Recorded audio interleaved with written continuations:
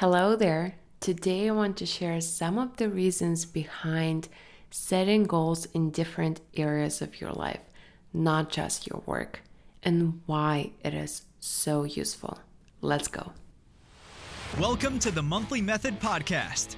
This is a show for solopreneurs, creators, and artists who have a burning desire to launch a project. This is for a project that is not urgent but truly important, the one your best life depends on. Your host, Paulina B., is a certified Scrum Master. She brings a proven record of launching successful projects, both professional and personal. You will hear about tested techniques that lead to calm, consistency, and results. Stay tuned to turn your idea into reality 1 month at a time. As you probably know, under the monthly method, you set goals in 3 areas of your life: career and growth, health and key relationships, the quality of life. You set 3 goals in each of these 3 areas of life. I came up with this system after spending years trying different methods, different apps, reading different books, etc. Most of us set goals in our professional life. If you're a business owner, you set goals for your business. Some of us have health-related goals.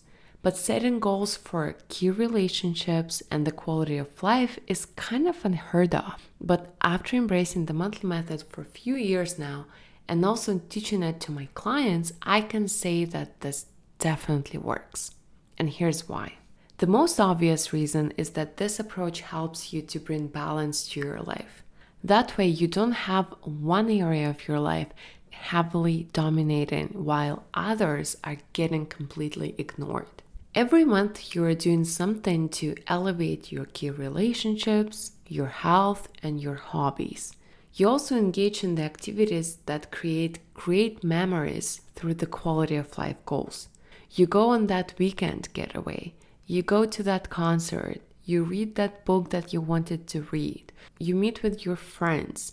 All of that is what adds color and flavor to your days, to your weeks, to your month, to your years, to your life. And this prevents the Groundhog Day effect. Very important, in my opinion. The second benefit of setting goals in multiple areas of your life every single month is that it reduces stress and prevents burnout. Let's say you have a goal of going to bed at 10 p.m. every single night to get enough sleep.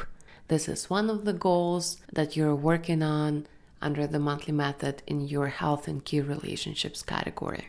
Great. And let's say another habit that you're working on is building a meditation habit. And you choose to play with your kids outside for an hour after work while your spouse is cooking dinner instead of continuing working on your laptop.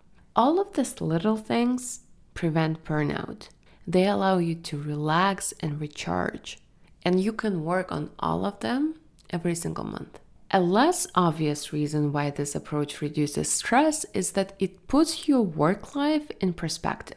Again, under the monthly method, you have 3 work goals and 6 non-work goals. So 1 category is work-related and 2 categories are not work-related.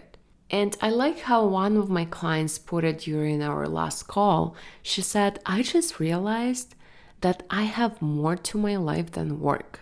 I have all these other things in my life, all these other roles that I am playing. Under the monthly method, your work goals are just 1/3 of all the goals that you set. It's not 100%. It's only 1/3. And this is the reality. Think about it. You have 24 hours a day, 7 days a week. That's 168 hours. Your work week is 40 hours a week. That's only 24%. Okay, add the commute, deduct the breaks, and we're averaging at about 30 to 33%. Why are we making our work feel like it's 100% of our time when there is so much more to our lives than work? By setting goals in other areas of your life, you realize the proper significance of your work. Not that it doesn't matter, but that it's not everything. And you should treat it accordingly. And realizing that it's only 1/3 of your life downplays the significance of all the problems and stresses you might be experiencing in that area of your life. You always know that you have your health, your key relationships, and your enjoyment of life to pay attention to. And this offsets some of the hard days at work, some of the stresses, some of the terrible conversations, bad clients, etc. When you realize that it's only 1/3 of your life, then it's not as important as it used to be. And this helps with stress management. The third reason behind setting goals in different areas of your life is that it helps with energy management. Your productivity levels rely on two things: your time management and your energy management. Because think about it, even if you have time to do the things you want to do, but you have no energy to do them, guess what? You're not going to do them. So it's not just about time. The best energy management framework I found is embracing the circular cycle of want to versus need to activities. I have an entire episode on this topic. It is episode number 30. Highly recommend. I can guarantee it's not something that you've heard before. It's a completely new framework. If you listen to episode number 30, you remember that in order to have more energy, you regularly need to engage in your want to activities. By setting goals in the quality of life category, you are making sure that you're engaging in the want to activities during the sprint. The quality of life category fuels you with the energy that you need to use in the other two categories. And this is the secret sauce behind the monthly method. This is why my clients don't get exhausted following the monthly method. They are replenishing their energy resources by showing up for their quality of life goals as well as weekly celebrations. By the way, if you're new to this podcast and you're feeling a bit confused with all these categories, download the free guide I have on my website. It will walk you through the process and it will give you examples of goals you can set in each of the categories. You can find the guide at monthlymethod.com/guide. I will leave the link in the show notes. So coming back, the quality of life category is often the category clients have the most trouble setting goals in, because we are not trained to set goals that will be fun and enjoyable. We've been so obsessed with productivity that we forgot to pay attention to what we actually like doing for the sake of the process, not the outcome. Not having goals in the quality of life category will lead to exhaustion, 100% guarantee.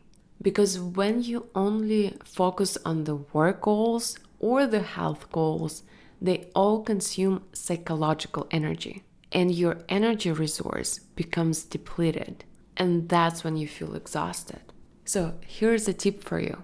If you often feel exhausted in your goal-setting journey, it might be the sign that you don't have any activities in your life that would replenish your energy resource. Check out episode number 30 to get some ideas on how to fix that. And the number one secret behind any success is consistency. So if you're exhausted all the time, you will not be consistent. At some point, you will give up. Don't believe in this hustle culture message that you have to be exhausted all the time when you're pursuing your goals. It's not true. It's not productive. It's not effective. It's just silly. Try something different. Try setting goals in the quality of life category. Have some fun, because this is what gives you energy to do the difficult work and health-related tasks. And now the final and most important reason why setting goals in different areas of your life works so well. Setting goals in different areas of your life makes you more productive. It makes you more productive in your work as well. You can get a lot more valuable things done during your work hours when you have goals in other areas of your life. And this is how it works. Generally speaking, people schedule their goals from category number 2 and 3, so the health and key relationships and the quality of life goals, in the evenings and on the weekends. You probably don't want to schedule family time and fun stuff during your 9 to 5, so you schedule them after work or on the weekends. Because you have all these exciting things scheduled after 5 and you're truly excited about them, you're kind of forced to get all your work done during your work hours. You simply don't have time to be working after 5 because you have goals to spend time with your kids, go for a run, meet with your friends, etc. Your life after 5 and on the weekends is simply too exciting to be working. And by having these commitments on the weekends and evenings, you become much more productive during your work days. Do you remember the last time you went on a 2-week-long vacation? The week prior to your vacation was probably the most productive week you had in months, wasn't it? Because you were excited to go on vacation and there was no way on earth you wanted to work during your vacation time. So you got everything that needed to be done as quickly and as efficiently as possible. So same thing happens when you have something exciting scheduled for your evenings and your weekends.